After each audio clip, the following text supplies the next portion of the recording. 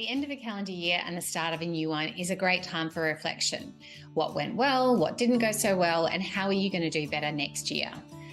I'm Joel Lilovich. I'm the Director of 3D HR Legal and author of Homeforce. And today I want to share with you a few ideas of things you might like to add to your New Year's resolutions based on some mistakes that we saw clients making in their business this year. So the first New Year's resolution I suggest is getting some contract clarity. What we saw was a couple of different things this year. One was employers still relying on this big idea that I pay above award, so that means I'm fine. Unfortunately, that's not enough, and it could still lead to a successful underpayment claim. Your contract needs to clearly set out how you are complying with the award. So rather than writing, I'm paying you $50 per hour or I'm paying you $50,000 per year, you need to actually go further and say that this is in compensation for, and then itemize the different parts of the award that it is complying with. The other side of contracts that we're seeing errors is the contractor-employee relationship. In March 2022, some High Court decisions came out confirming the primacy of the written contract. So if you don't have a written contract with your contractors, then that is a fantastic New Year's resolution to put in place for next year.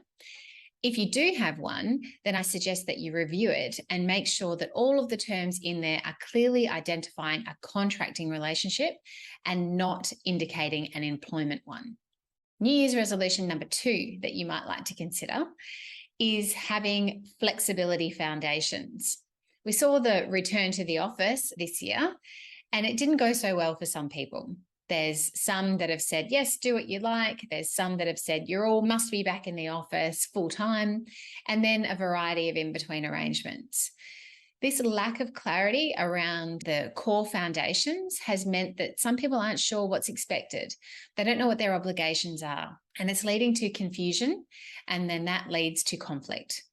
So for 2023, I highly recommend that you set in place the foundations of your flexibility arrangements. And the third recommendation we have is around having an appreciation attitude for the next year.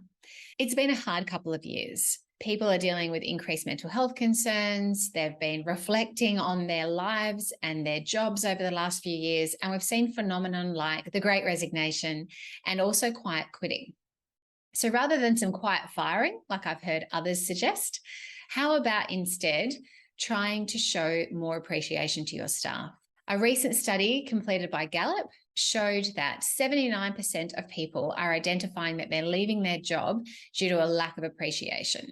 On the flip side, by giving more appreciation, employees are saying that they have increased job satisfaction by more than 50% and increased staff motivation by more than 80%. So if you make an appreciation attitude a part of your New Year's resolutions, I'm sure it will reward your business tenfold. To see how we can help you put in place these foundations for next year, get in touch with us by email at hello@3dhrlegal.com.au.